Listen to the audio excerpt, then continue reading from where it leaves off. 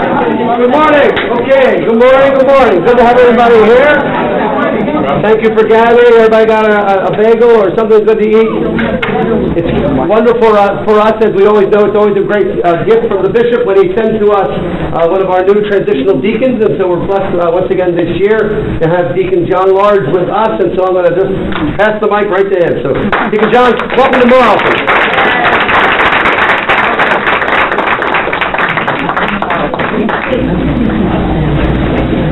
Move to the center here. Good morning, everyone. Thank you, Monsignor Rich, for the introduction.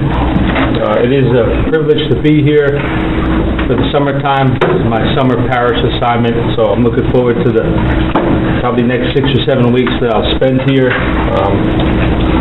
Looking ahead, 1 year from today, June 6, 2015, is when I'm scheduled, God willing, to be ordained a priest. So, as I thought about giving this talk, I'm like, wow, 1 year to this very day at the cathedral right here in Trenton. You know, God willing, I'll receive the sacrament of priesthood, of holy orders to the priesthood. As right now, I am in the theological college down at Catholic University, which is located in Washington, D.C. That's where I have been doing my studies for the last couple of years.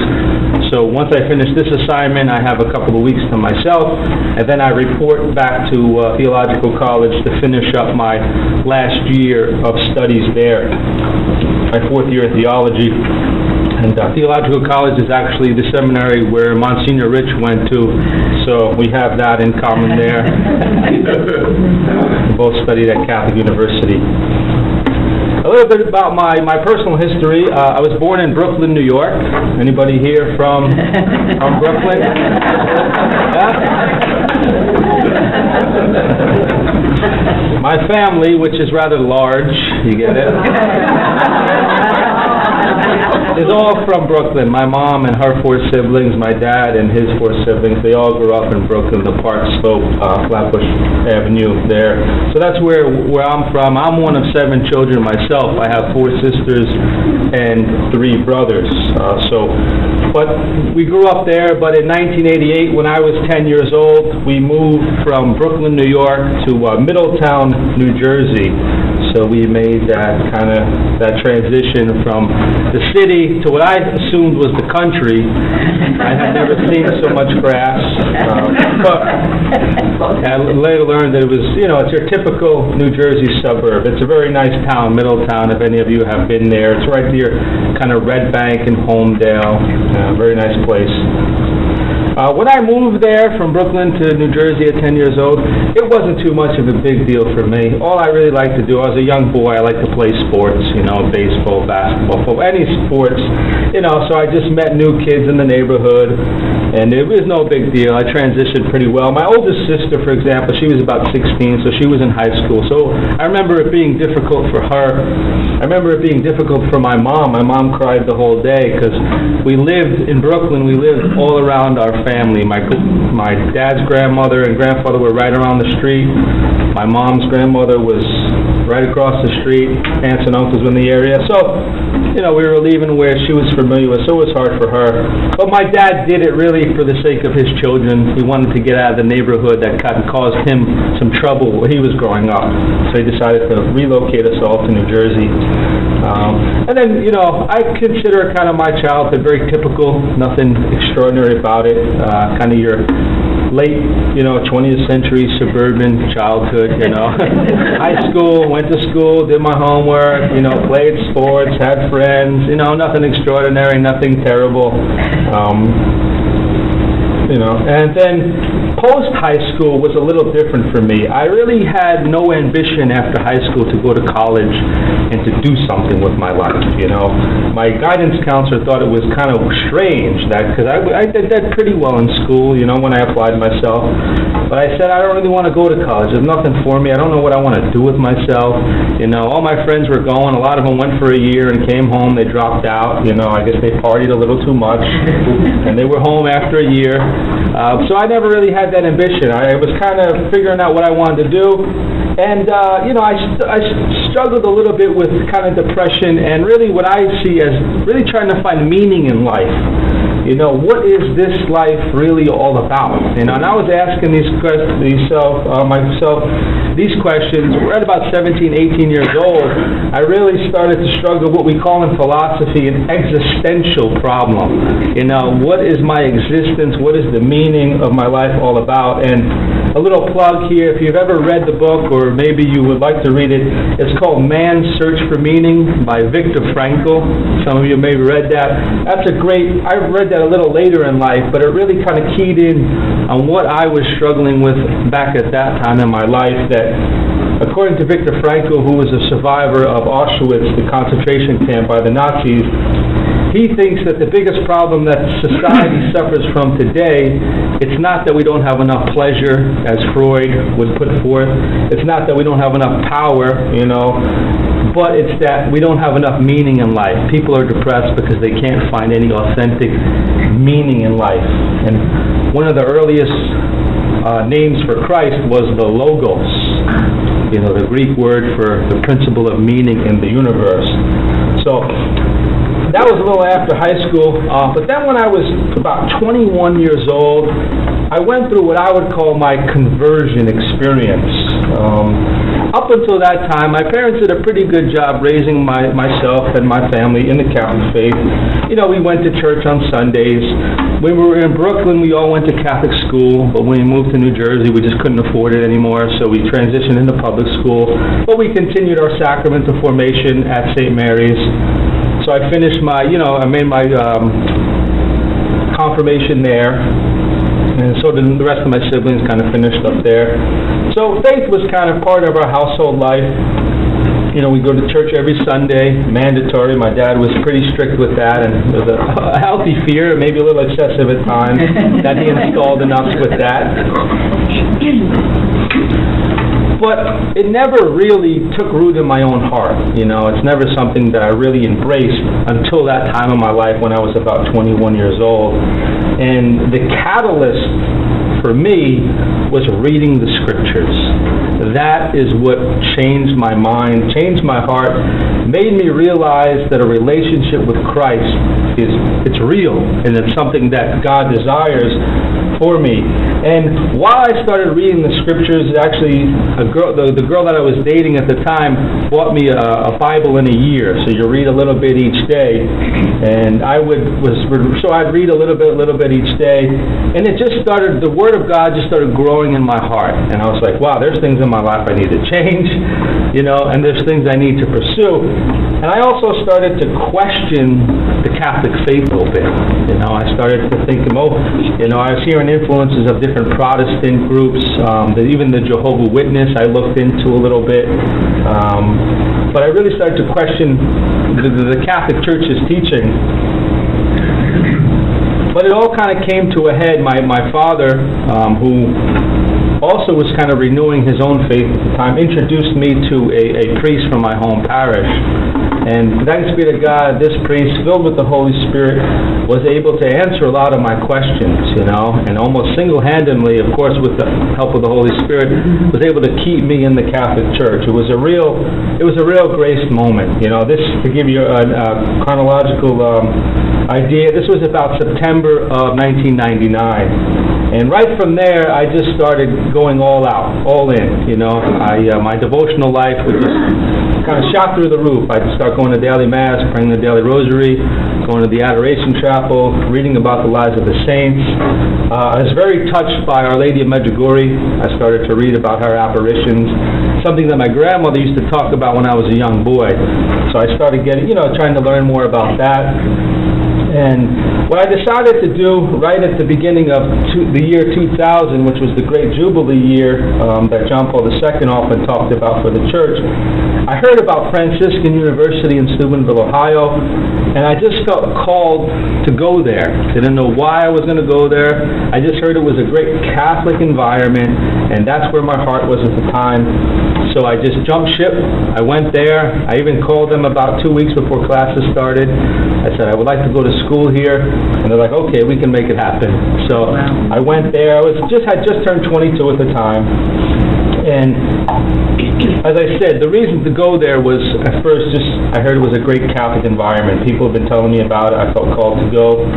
And while I was there is when I first heard God's call to the priesthood.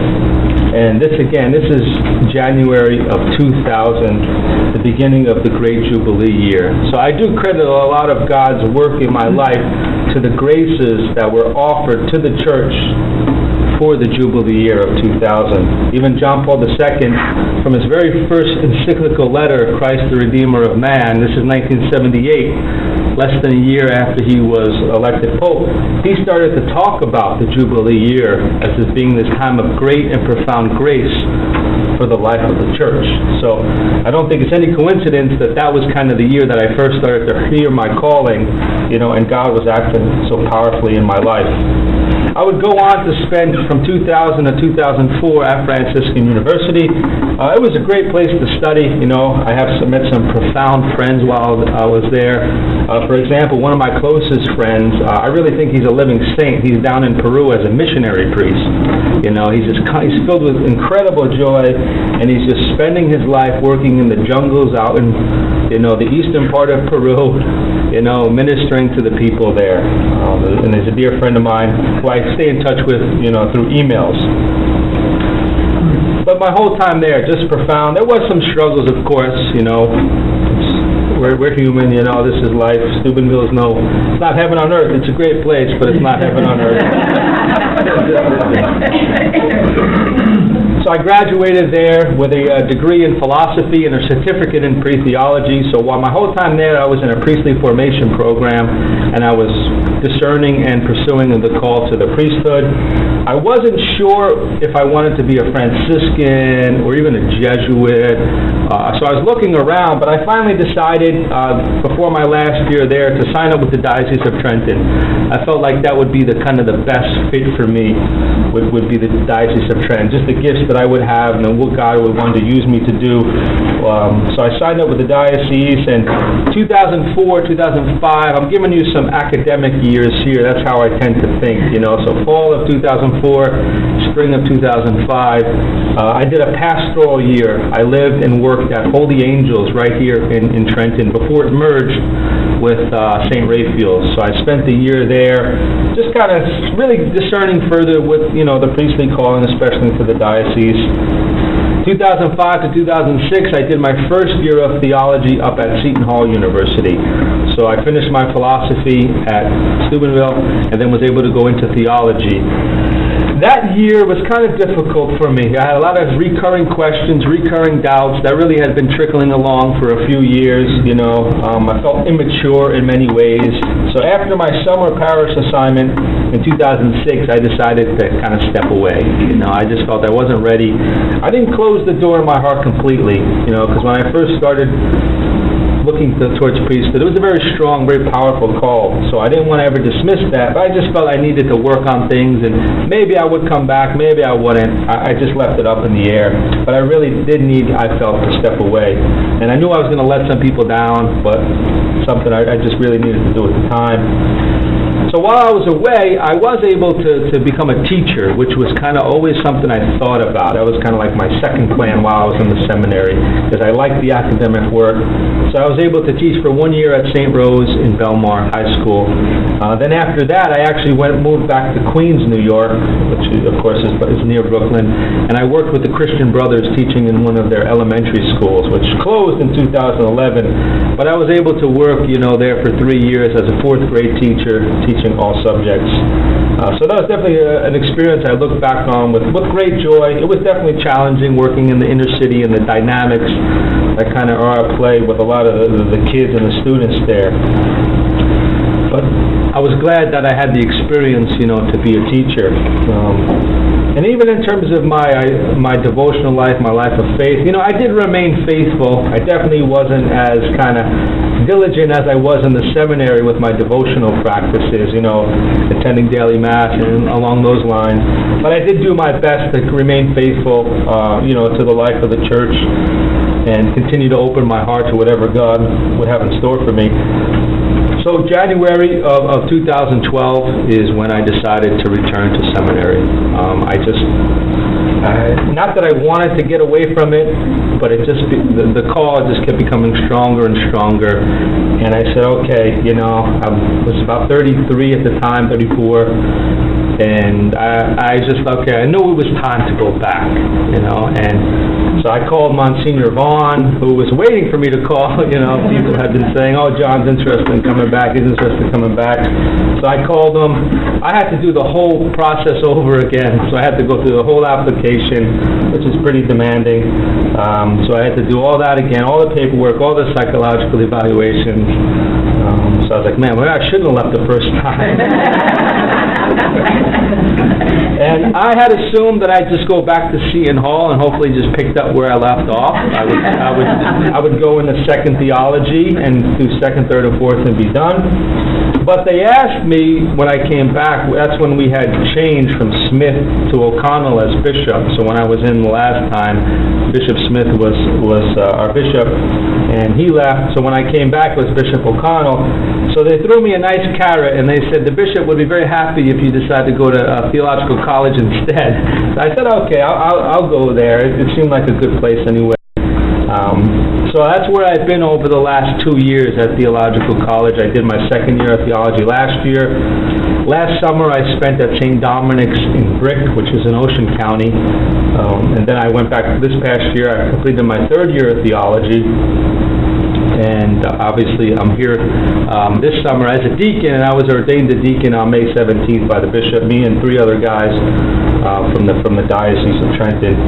And as I said, next year I go back and I complete my last year of studies and finish up hopefully in May, and then God willing be ordained a priest June 6th of next year. This kind of, are we doing good on time? Yeah?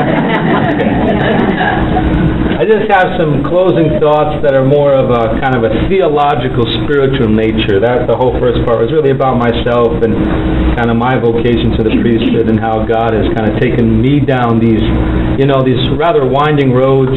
Sometimes they're straight and narrow and I see where I'm going. Other times there's twists and turns. But thanks be to God, it's all led me to here, and then God went to the priesthood. But there is an important document that John Paul II put out in the 1990s about priestly formation, about what a seminary education is all about. And it's called, I'm sure Father Jorge knows this, Pastores Dabo Vobis. It's called I Will Give You Shepherds. And it's basically John Paul II looking at the tradition of the church up into his time and putting out a document saying, okay, we want good and holy priests. This is what we need to do in order to help them to get there. And it really is, this document, I Will Give You Shepherds, it's called, it really is the foundation for priestly training in the world, but also the United States Conference of Catholic Bishops put out a document called the Program of Priestly Formation, which, it takes effect in the USA. So these two documents together really outline seminary life, the structure of it and the goal of it. And they talk about in there 4 pillars of formation, which are the human pillar, the intellectual pillar, the pastoral pillar, and the spiritual pillar.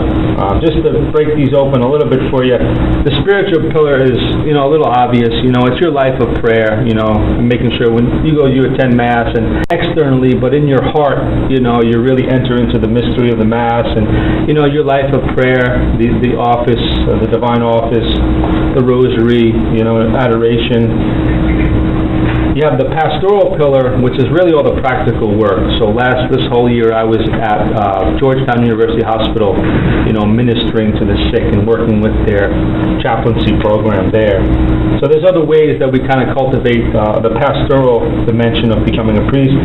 The intellectual pillar, which probably takes the most time, is all the studies that we do where I am at Catholic University. So learning the theology, the philosophy, in order to kind of bring that to the people. And then the human pillar, to me it's a little hard to define what the human pillar is all about. But the one phrase that I like from the document by the bishops says that the priest's personality should be a bridge to others' encounter with Christ and not an obstacle. So the personality of the priest should be a bridge to others' encounters with Christ and not an obstacle. So anything in the human personality that, a seminary needs to cultivate, such as kindness, generosity, so that when people encounter the priest, they encounter Christ.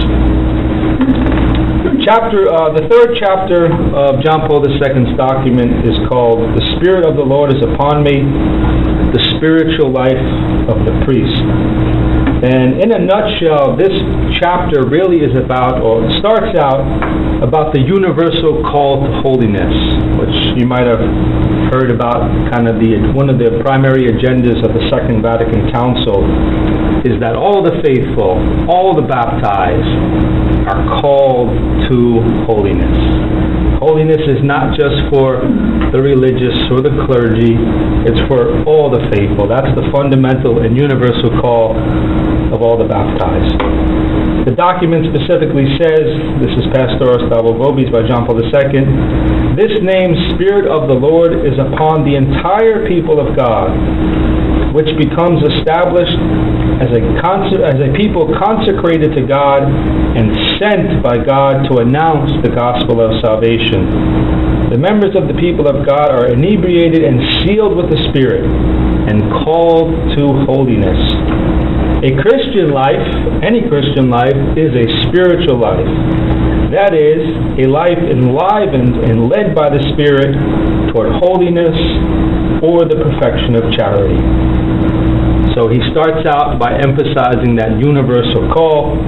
From there, however, he goes on and he talks about the priestly calling, and he said the priest also has a specific call to holiness, a specific task of holiness that's based on baptism, but also based on the reception of the sacrament of holy orders. And the document says this specifically: "The Council's statement that all Christians in any state or walk of life are called to the fullness of Christian life and to the perfection of charity applies in a special way to the priests. They are called not only because they have been baptized, but also and specifically because they are priests. That is, under a new title and in new and different ways deriving from the sacrament of holy orders." So the priest, you have the universal call. On top of that, or along with that, you have the special call that you receive from holy orders. And I think in my experience, even when I left seminary, while I was in seminary the first time and while I left, I always kept that on the forefront of my mind. It's like, I need to become holy. That's what I need to do. As long as I'm pursuing this call to holiness, the priestly calling should and will work out. So I guess, that's kind of one of the messages that I like to leave with anybody when I share my vocation story, is to always focus in, on that fundamental call to holiness. Because yes, it's great to be a priest, God willing next year, but it's much better to be a holy priest. So that's pretty much what I'd like to share with you today. Thank you for listening.